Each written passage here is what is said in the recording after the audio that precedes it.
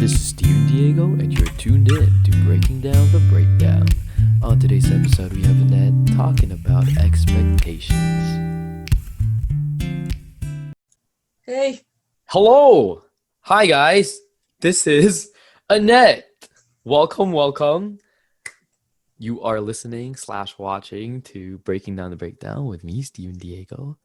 It's kind of a weird intro, I know, because I always say, oh, this is my super special guest.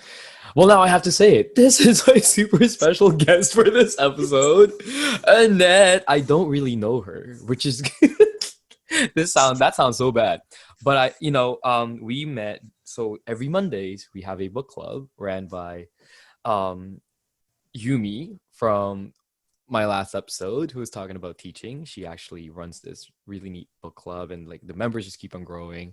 And Annette recently joined us, and her insight and input has been just out of this world. And I was just kind of like, okay, girl, you gotta get on the show, because like I feel like you can talk about stuff that like a lot of people would relate to. And she was just like, yeah. And I'm like, whoa, that was easy. So yes, yay, class for Annette. How are you doing today? doing great. It's Thanksgiving over in the United States. Oh yeah, I forgot. Happy Turkey Day, or not so Thank you. happy Turkey Day, if you know what I mean. It's been a good Turkey Day so far. Oh, I'm Nothing. glad. Okay. Have you had your dinner yet? No, right? Not yet. Okay. Did somebody prepare something?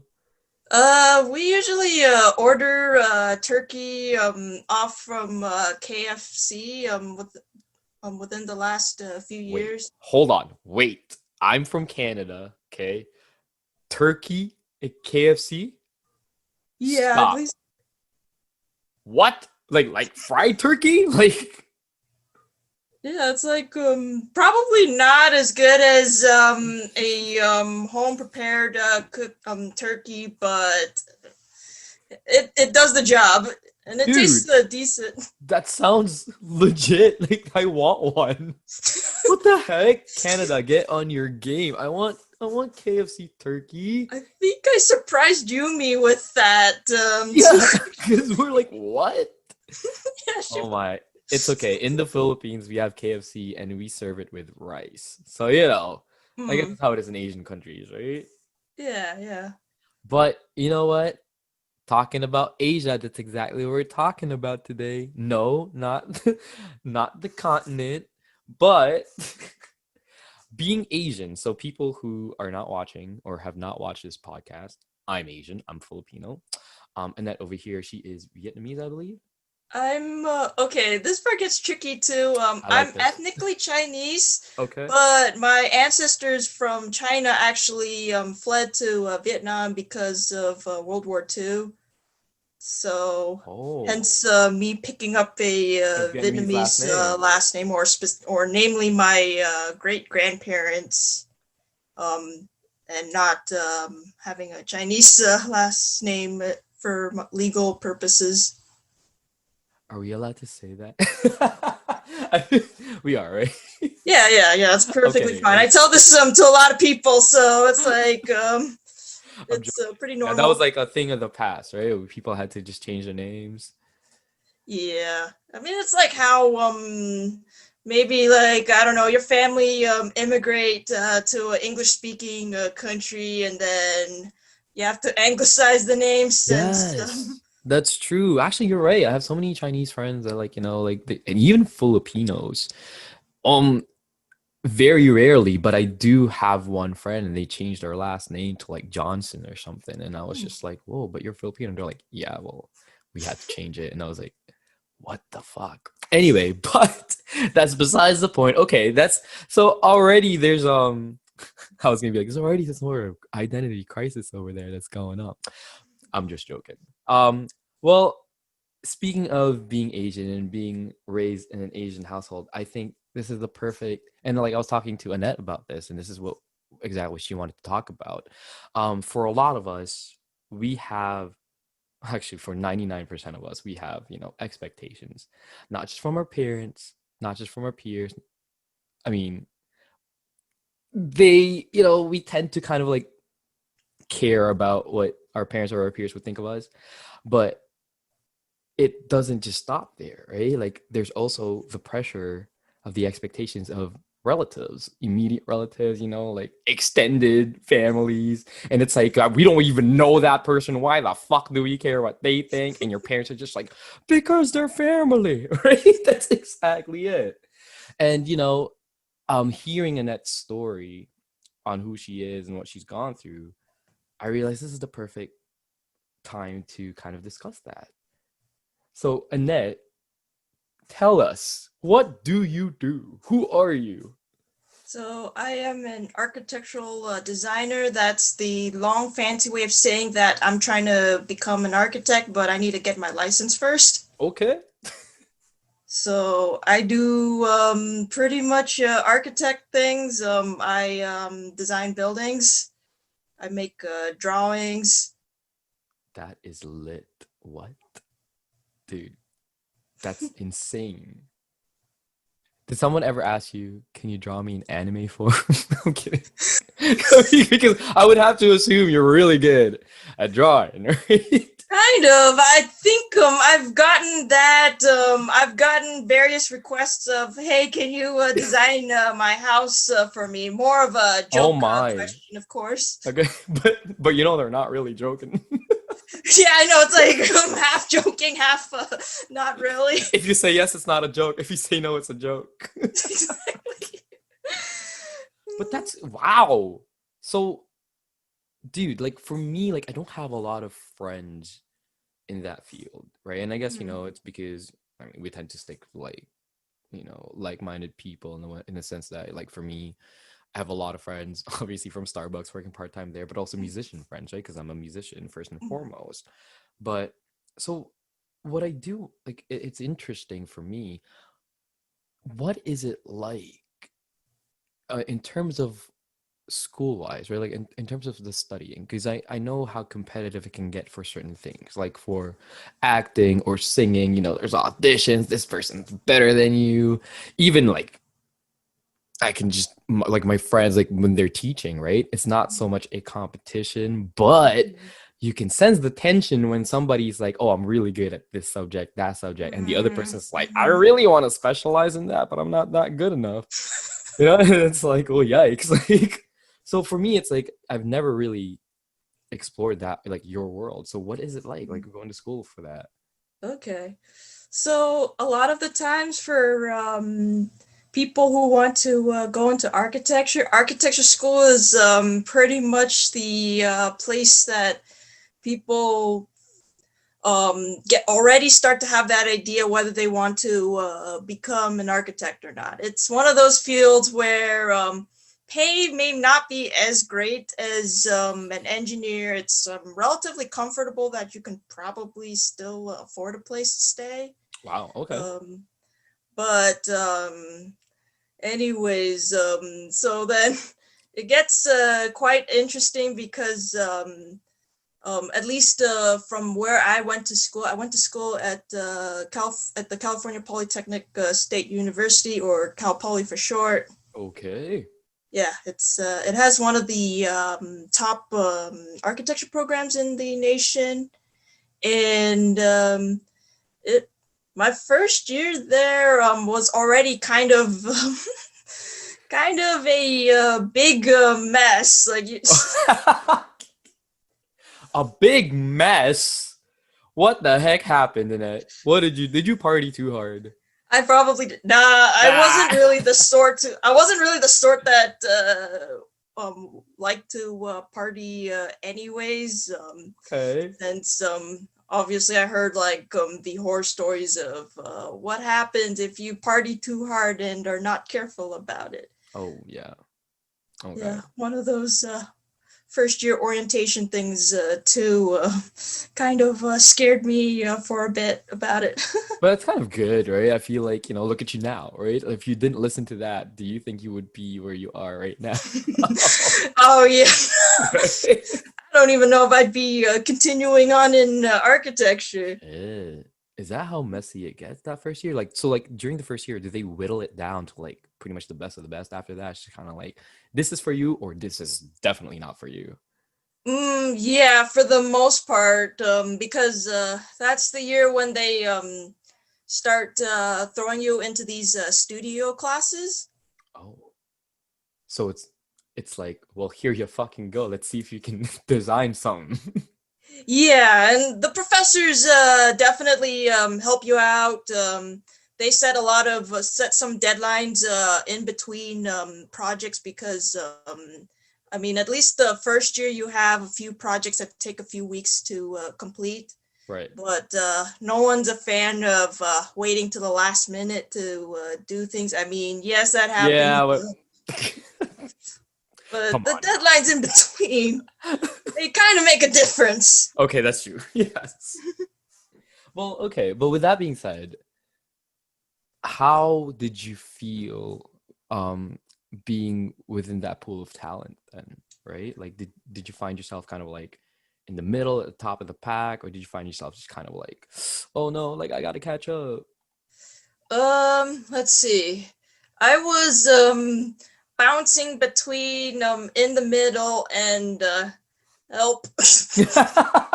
Help. Okay.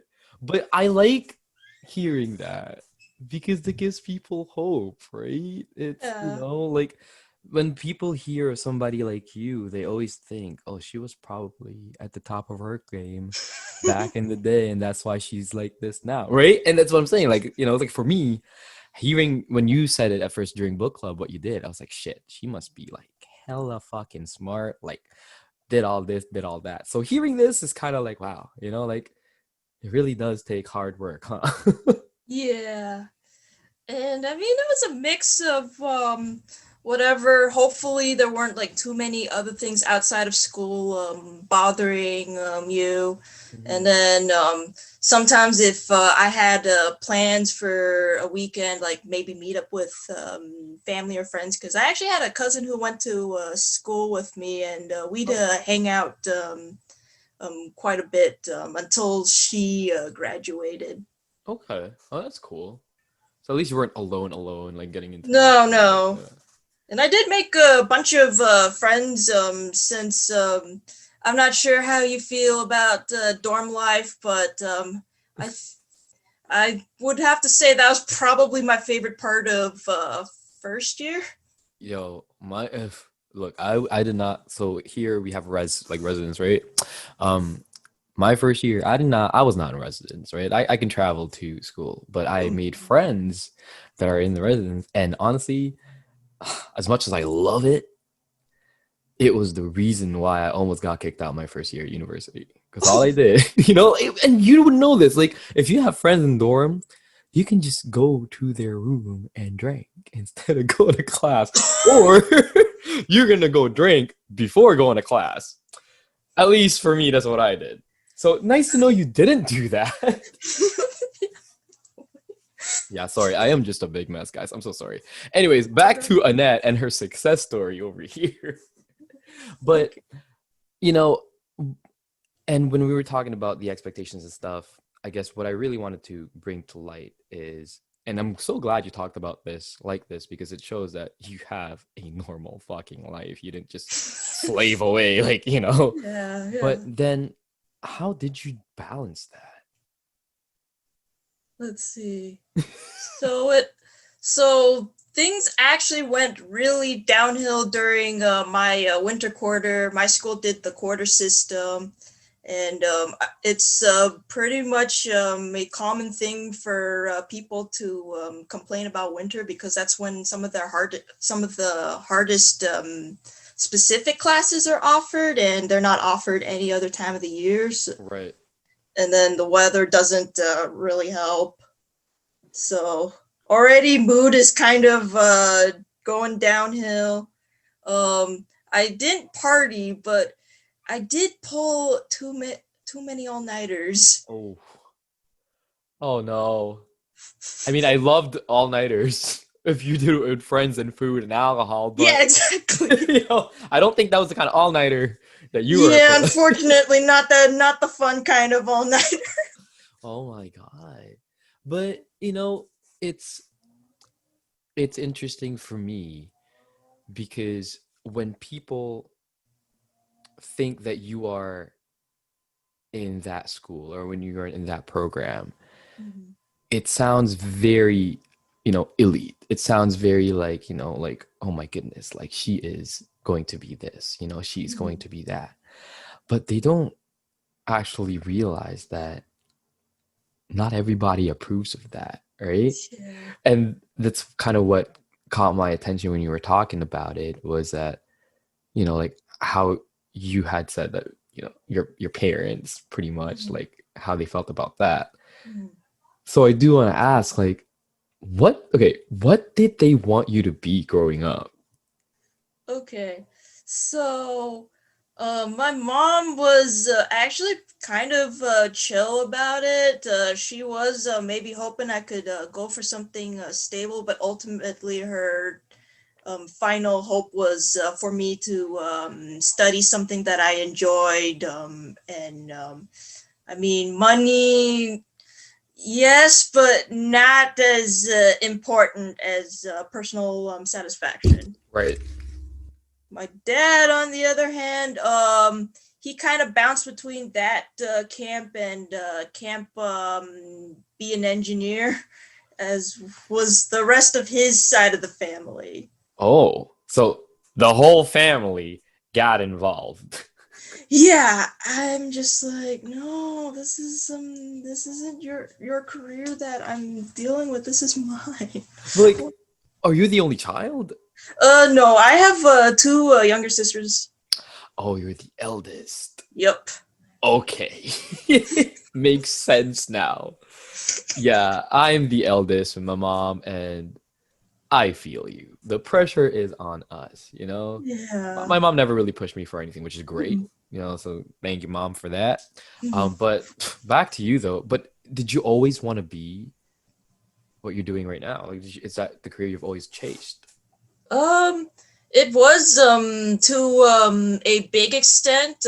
I was also thinking about becoming an engineer since family did suggest if you like to work with buildings, become a civil engineer. And then that could have worked, except I found out that my math and physics skills weren't the greatest. Like they were comfortable enough to get me by through high school and college, but I don't feel comfortable making sure a building doesn't collapse on people, making sure things don't sink. I'd So you're just kind of like, someone no. else let someone else handle that part, and then we talk about how to make it pretty and stable together. I like that. See, collaborative effort. At least you Exactly. knew, right? At least you knew what you wanted to do, right? Exactly.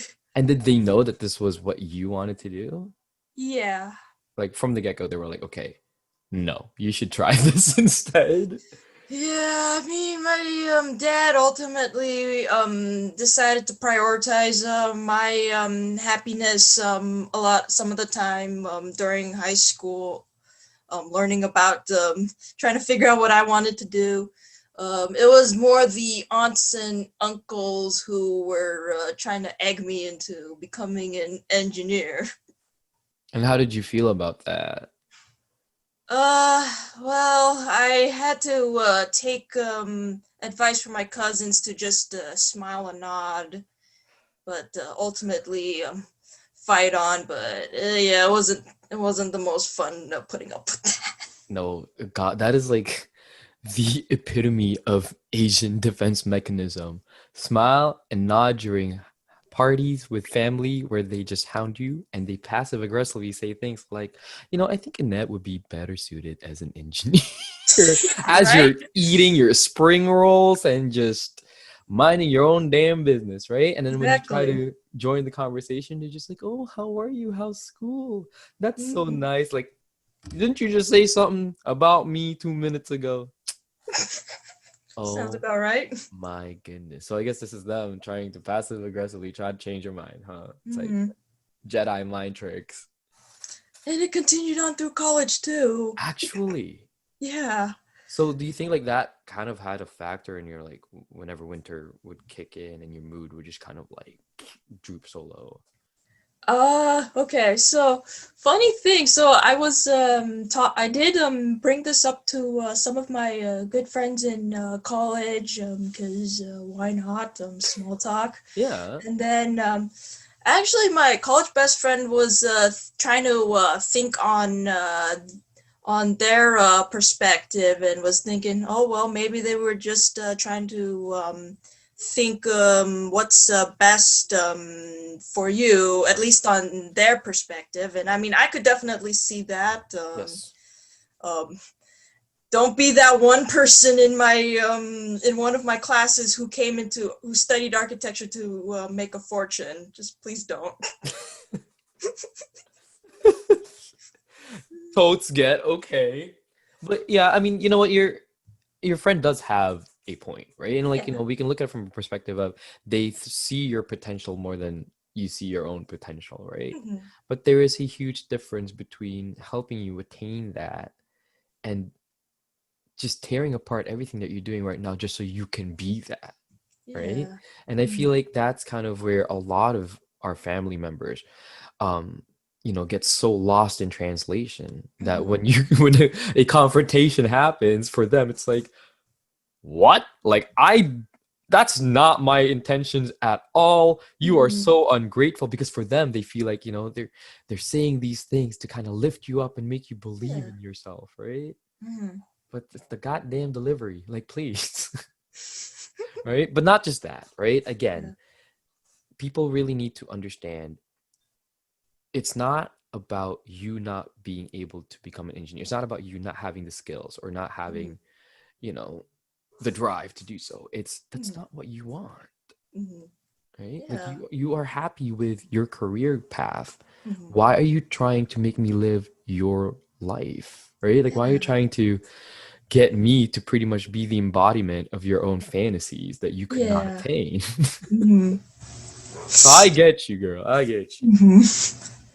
But how do you feel about them now? So, like, I mean, this happened during, I'm guessing, like your college years, right? Yeah. And then when you finally graduated and you finally, got the job, did they Mhm. still continue to feel this way?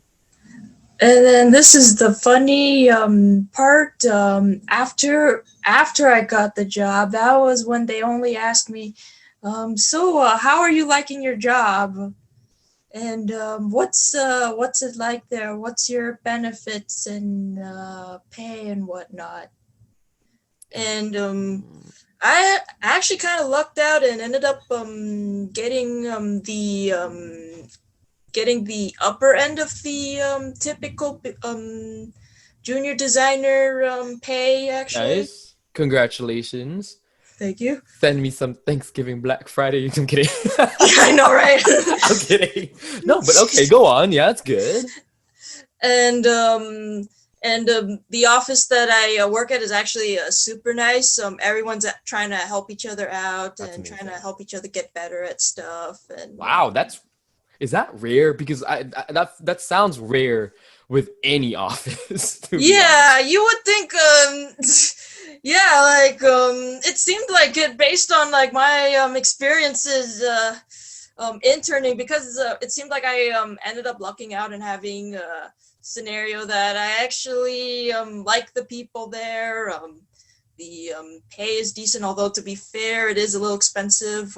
Where I'm currently at, Where are the you at again? You're in San Fran, right? San Francisco Bay Area, Oof, yeah. Sunnyvale, California, to be technical. It's an hour south. Nice. I thought you said Sunnydale and I got excited. I was like, Buffy? No, I'm kidding. Sorry. People are probably like, what is Buffy? Sorry guys. It's an old show I used to love. But okay. But so I guess like in comparison, I mean comparatively, like, like the pay is just enough because where you are is expensive Yeah. kind of deal. But still, at the same time, like Mhm. what you said, you lucked out because some of these people Mhm. aren't getting that good of a pay, right? Yeah, and I mean, it ultimately depends on where you work and also the type of projects you do. I think probably the one of the two factors is that, one, we are a small office, and you would think a smaller office not as much pay, but because we are small, we don't really have as many admin workers. We Right. only have one office manager who takes care of all the um, payroll, the non-designing stuff. Non-designing stuff. Just, the everyday office stuff that needs to be done for Yeah, you guys, right? exactly. And then everyone else in the office is in somewhere architecture related. Sometimes my boss's son would do real estate projects with my boss, so they do that on the side too. Jeez, it's like an all-around firm. Yeah. Whoa, start selling food. Like, I'm kidding. I'm kidding. Totally kidding. But that's great to hear. So, in essence, I guess there is zero toxicity within your workplace, which I feel like really does help a lot, Yeah. And I right? mean, there are some times when it's like, oh, we might be like taking forever to catch up to my boss's deadlines, or Right. not necessarily deadlines, but maybe like expectations for quality. But ultimately, we are working under clients' expectations. So Hmm. it's like, okay, we got to do our best work because one, we want to give them a project that makes them happy. We want a project we can be proud of.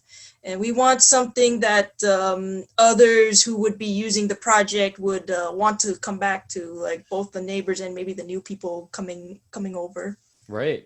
And Uh, I feel like, you guys are still around. You guys are still, you know, top notch. I mean, you're doing something right. yeah, Right. And I feel like a lot of that also has to do with how your boss treats you guys. Right. yeah, definitely. And it's fun, it's great that you say it like that because, like, it seems like you have a pretty, not pretty, like a really good relationship with your parents from the Hmm. sounds of it. Right. Hmm. Um, has there ever been a point where you've spoken to them about how your other family members made you feel about your choices? Because it seems Oh, like, yeah. like there was no problem with your parents at all, but it was mostly people getting in their ear.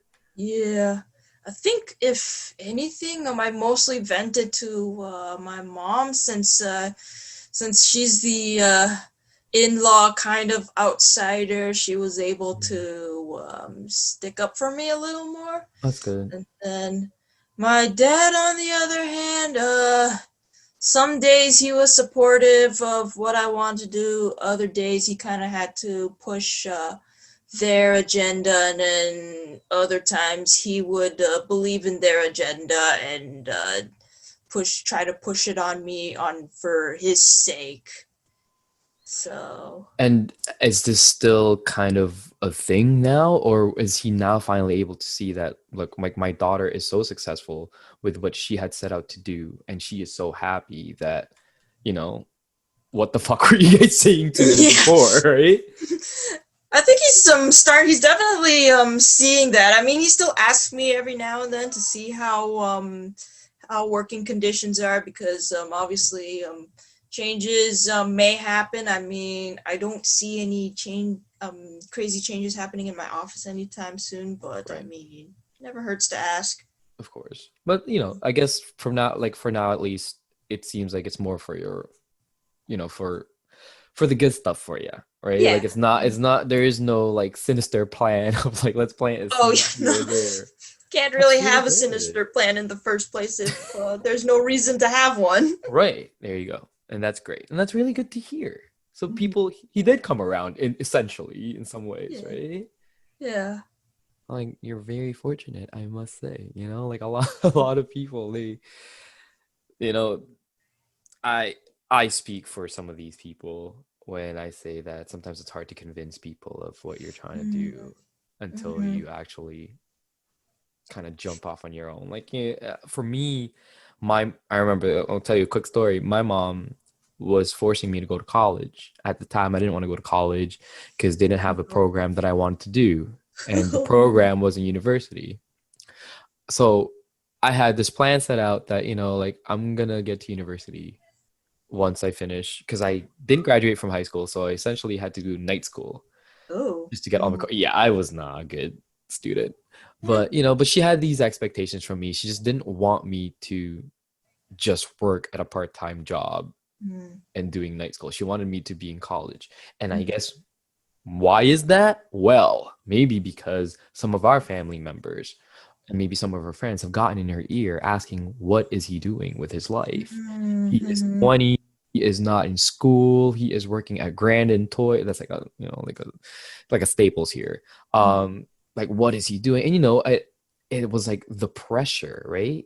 mhm, And I never looked at it from her perspective up until lately because mm. I've always looked at it from mine in the sense that, like, why the fuck are they expecting all of this from me? Like, why is my mom, setting these expectations for me? I know that she thinks I can do better, but she doesn't understand the kind of pressure she's putting on is really wearing me down.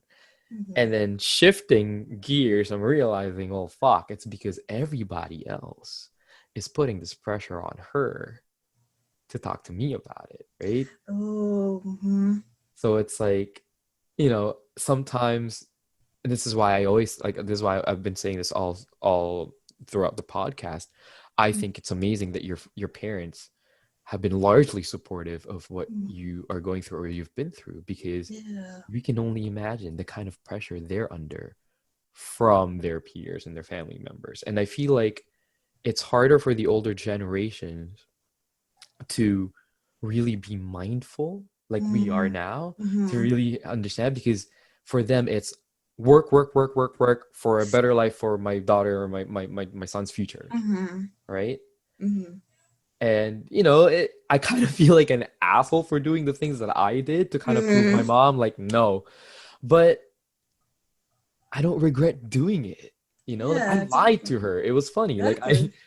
I went to college. I went to do my entrance exams. Mhm, I knew I was gonna get in. It was easy. So I mhm. deliberately answered everything wrong. Thank you, thank you. Because no, I had my plan, right? Mhm, But this is where I feel like I don't know for the people that are listening right now. Annette has her mom who listened to her with what she had wanted to do with how she felt about things and was mhm, very supportive. I only had my mom at that time. Like my dad's in the Philippines. mhm, I don't really talk to him, but mhm. every time I talked to her about it, it was like no, no, no, no, no. My Oh house, my God. rules. Oh no. Have you ever been through that? Um, kind of with my dad, but I mean, I tell you, like he's like kind of wish-washy about things. It kind of depended on where I was standing and if anyone was pressuring him at the time. But Um, so it really is like more so the influence of others on him. yeah, yeah. And you knowing that, how did that make you feel? Well, it definitely made me not as upset towards my dad because I can't really blame him for things that are out of our control. Jeez, you're so grown.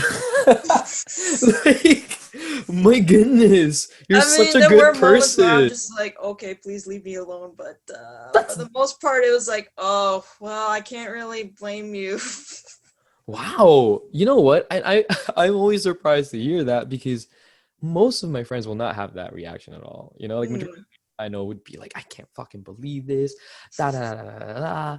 And it's like, where did you even get this from? Like, where did you even get the strength from? That's amazing. That's incredible. It's a matter of sitting through a few of these when you were insisting on going to school and kind of keeping things on the down low so that they don't try to interfere with college applications, for example. I mean, oh my God. Well, that's good. You have like a little kind of like plan, like a device plan to Yeah. like, okay, this is not going to mess with my shit. It's going Yeah, to be exactly. bulletproof.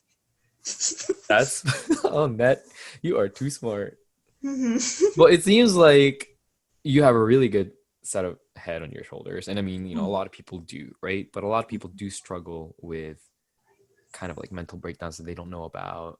Yeah. And I'm interested in asking because talking to you and hearing your stories about how you conquered, college and like really going for that job and actually getting it. Has Mhm. there ever been a point where you just kind of felt like, fuck, like I don't even want to do this anymore because oh, that feels like a yes. Oh, oh yeah. Let's see. Quite a few times. I think it's more like the more times it happened, the more I was like, okay, I need to snap out of it. So I will probably just start with the first time I felt like that, which Okay. was also that same quarter that I pulled too many all-nighters. What So exactly happened if you don't mind me asking? So let's see. It was winter quarter of my first year. Um, to be fair, the projects that we were getting at the time, I didn't really appreciate because they were quite on the abstract side of design. So Okay. I was just like, what am I making? It's abstract, Professors, and what am it's I making? abstract. Yeah, exactly. And then I was in studio with my college, with the same college best friend, and she was the kind to pull all nighters all the time. So then we had this. We tried to encourage a buddy system type thing, since we had 24/7 access to our studio classrooms.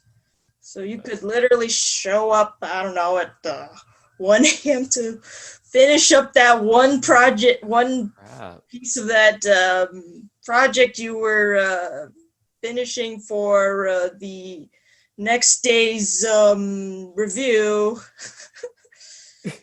It sounds like that's what you did. Yeah, I mean, yeah.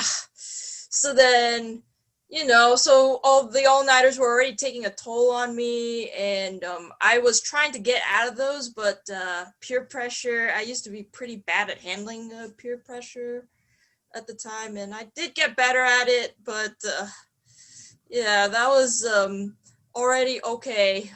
Minus, minus a third of my HP.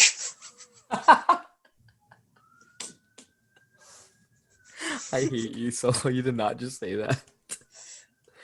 And Well, then okay, so you with a third of your HP gone, you still decided to push forward. yeah. But then what happened? So then we had a group project, the winter quarter. I don't think they have it anymore, but it's called Parasite, where you design a little piece to put on the outside of the architecture building. Okay. And our architecture building, especially for non-designers, and I guess even some of my classmates, it's pretty much a giant concrete block with the only colors being on the pipes and ducts that show. I think they say that it's more so students can see how the air conditioning ducts and all the other ugly stuff work in relation with the building. Okay. Uh, Not the happiest place to be at No. night, I will give that. But the point was, we got to design these little structures that we get to put on the outside of the building. They can be pretty cool, depending on the individual project and the spot that they're placed on. Right. But well, let's see. Well, I'm not really using names, and I'm gonna stick to that. We're gonna use letters, okay? Yeah. Okay.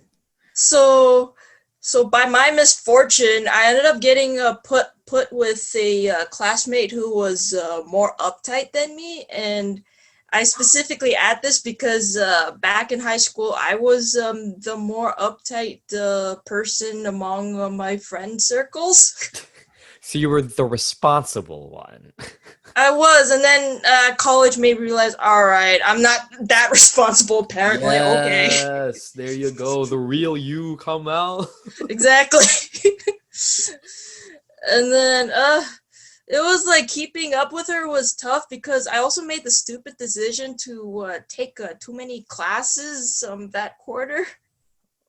Don't do that. Oh, no, no, viewers, listeners, don't fucking do it. Don't take more than you can handle. It did not go. It did not end well. Spoiler. Spoiler alert. So then what happened? So this person was way too uptight. And then it was like, I couldn't keep up with it. Like juggling classes and project work. I got all sorts of, oh, you don't need to worry about that class from everyone. I'm like, oh, I kind of have to, because if I don't do so well in that class, that's gonna mess up me in my upper classes moving forward. Right. Yeah, and I've had times I wanted to cry working with that person. That's how bad it was. How how many times did you have to work with this person? Like, Let's see. We started working on this project around February, and then we had to, and it was a month-long project, so ew, worked with them okay. up through March. Ugh, yeah, probably about a month. Ooh, that You were was, just kind of like checked out, like, fuck this. yeah. And then the final blow came. It was end of the quarter, and I found out that I got a D in in the class that I did the least well in. And so then that just kind of like a snowball effect, and Yeah. it just kind of like, so then what had happened? So that class was actually a structural engineering class. The architecture program at my school actually has a structural engineering component to it because we also have have a bunch of high-ranking engineering programs. So made sense for us to also kind of understand why the engineers want to put a column in the middle of our ballroom. I guess so. Yeah, or like, wait a minute. So, why can't I have this piece cantilever this far out? You know, this sounds like a class that getting a D in is okay. Yeah, it was. Looking back at it, it probably was, but I felt that okay, this is kind of bad for me if I have a D on on Right. my record during my first year already. Like if it was down the line, I was like, oh, okay. Like whatever, right? It was what it was, but no, it was just the beginning. So then at Oh that point, I shit. was like, okay, architecture isn't for me. I'm just gonna tell my mom I'm gonna just drop out and study nursing for the monies. Oh my god. Well, okay, okay. So that's the pressure just kind of got to you then, and you're just kind of like, Yeah. fuck. So how Yeah. did you manage to pick yourself back up then? Like, what did you tell yourself? What happened? Like, how were you able to really? Because look at you now, right? Mhm. Like, how did you snap out of that? Like, from wanting to drop out to now getting like, top pay bitches. Like, how did you do um. that? So I told my mom, and then my mom actually surprised me by telling me to just keep going. I was, because she wasn't the kind of parent to pressure me into getting straight A's. If anything, I was putting that pressure on myself, Right. even in high school to get mostly A's, maybe a 1B if the class was that bad. Calculus. Um, To make you feel better, I never even took calc,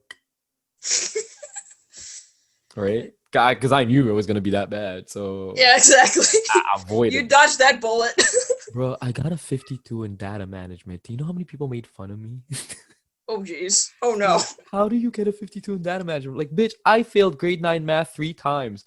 Please. Math is not my thing. Yeah, and it's like, okay, not all of us plan on becoming engineers. Right? But that's good. So your mom just literally like just kind of pushes, just like you can do it. Yeah, And I exactly. guess that's where it all changed for you. That's when you're just kind of Yeah. like, fuck, like they do believe in me. Hmm. Do you feel like at that point that the certain expectations that you normally would expect from your parents was just kind of like, okay, maybe it really isn't black and white. There, it really is a gray area now where I can Yeah. potentially change how they see and how they feel about what I'm doing. Yeah. My mom did have periods when she missed when I got mostly straight A's in high school versus whatever happened in college. But don't. But yeah, she wasn't that upset, that visibly upset about it. I don't think she actually was that upset about it. She was more like, "Oh well, it was what it was." That's great. Yo, I wish my mom was like that. What the heck? That's really good then, Annette. I Yeah. feel like, I feel like there's a lot of people that are in the same position as you that weren't as fortunate to actually Hmm. have at least half of a parental unit be that supportive with Yeah, things that definitely. transpired, right? Hmm. That's good. But then do you think maybe 5 or 10 years from now, Hmm. they'll finally accept the fact that you're not gonna be a fucking engineer? I mean, I guess as long as I have a job or my career's going someplace, I don't think they can even complain if they did have any complaints. So Hmm. I think it was just as long as I keep going and do my best, everything will turn out okay. You know what? This is exactly why I asked you to be on this show because it shows a different side to how can I say this? So I have a lot of people that come on the show and we always talk about our struggles. We always talk about how we deal with it, right? And for some reason things get drastic for a lot of us. I'm not saying that what you went through was not drastic. Oh no. Actually, dude, what you went through was fucked. Like, I'm sorry. Like having to pull all-nighters, having to work with somebody that is eating away at your soul bit by bit for a whole Yeah. fucking month. Yeah, that is a no. But it's you handle it with so much grace, Hmm. and you handle it so well. And I feel like a lot of people that are like you, that everything seems okay on the outside, Yeah. but there's this huge struggle on the inside, right? And honestly, I just want to say thank you because even in your responses, trust me, like I'm sitting here and I'm like, wow, she seems like she's okay with everything. Like she seems like she's just chill with it. But there's a way that you kind of there's this way that you talk about things that Mhm. lets people know that you know what, she is okay, Mhm. but she is clearly bothered by it. Not. But that's what I kind of wanted to highlight is because for a lot of the people that are listening right now, we tend to judge, and I don't mean judge in a negative way. We tend to just kind of like say they're fine, they're Mhm. okay, kind of minimal care, minimal attention we got to put to them because we got to go really pay attention to the ones that seem like a flight risk. Yeah. And right, but it's like for me, I feel like if you did not have the support that your mom gave you or Mhm. some of your best friends gave you during that Yeah. time, I felt like you would have fallen apart. Oh, yeah, definitely. I'm so lucky that I had a strong support system. And I think I'm not gonna lie, actually, the person I did work with, when we're not working together on projects, she's actually chill to talk with, to be That's honest. I think good. it was just the Okay. stress of, I think it was just the stress of it getting to her because from what I heard from that same friend was that she pressured herself to get an A because she was taking the same studio professor as last quarter, and if Oh. you're going back to the same studio professor, you probably want to do better, ideally. For sure. Yeah. And again, the way you display such compassion towards somebody that was, showed so much animosity towards you throughout the time that you worked together, like that, Yeah.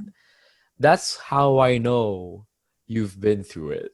Like it is the truth. Like, I feel like the only way to really develop that kind of thing is to have been through such a traumatic experience that you have to start understanding how other people are and why Mm, they do the things that they do. yeah. And I think that's great. Honestly, like, do you feel like if such expectations weren't set by your family members towards you and your goals and such, that you would still be where you are now? Oh yeah, I think if not family and upbringing definitely makes a huge difference.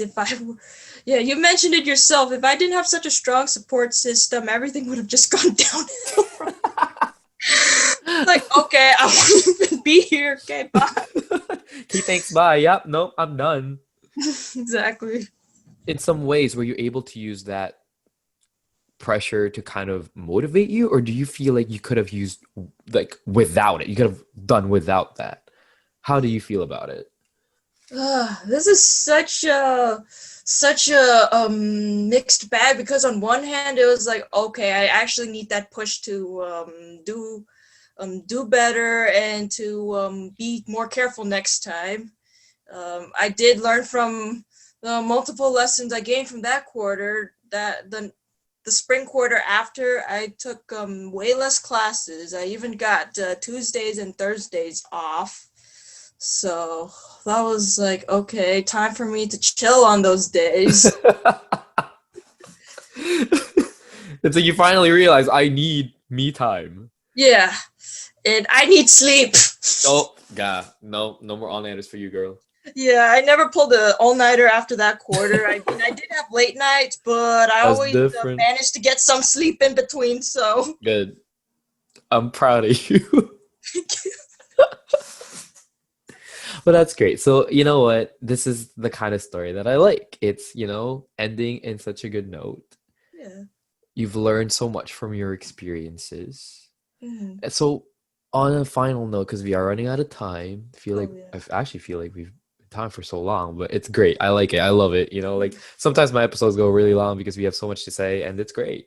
But somebody that were in your shoes that's feeling the pressure of everyone in their family, Ooh. how would you how could you impart the knowledge that you have now? And I'm saying this because a lot of people tend to egg people on and say, stand up for yourself, like don't let them, and it's like, yeah, sure, but there is an approach that you took with how you dealt with your pressure from your family and your extended family that I felt was so noble that I feel like a lot of people could really learn from. Because it never got to the point where it was so dramatic, Mm-hmm. right? How, and even I'm asking too, before myself, how would you explain to us? Like, I mean, like, what could you say to us? Like, what would be the advice that you'd give to people like us who really wants to deal with things the way you have? Let's see. For one thing, definitely choose your own family, build that support system. Hopefully, you have supportive family members who's willing to like support you. Like they can disagree because, and sometimes a little disagreement's good because then you get the to know the kind of things you want to watch out for before you plunge into the thing you really want to do. Right. But definitely have that support system. Um, Try not to talk too much to the if possible, try not to talk too much to the relatives who aren't as supportive of your goals because unless they actually have something to say, most of the time they're probably just going to be naysaying, no, don't do it, no, don't do it. Okay. Oh, we've been through that. Okay. Yeah. And I mean, it could be easier said than done since sometimes you have family things you have to go to.